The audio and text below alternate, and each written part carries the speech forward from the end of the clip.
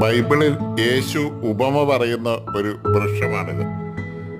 ഈ വൃക്ഷത്തെ പല രീതിയിലും പലരും കണ്ടിട്ടും കാണും. എന്നാൽ ഇത് അറിയാവുന്നവർ ഈ വൃക്ഷത്തിൻ്റെ പേരെന്താണ്, ഈ കായ എന്താണ് എന്നൊന്ന് കമൻറ്റ് ചെയ്യാമോ? നല്ല കറക്റ്റായിട്ട് കമൻറ്റ് ചെയ്യുന്നവർക്ക് ഒരു സമ്മാനമുണ്ട്.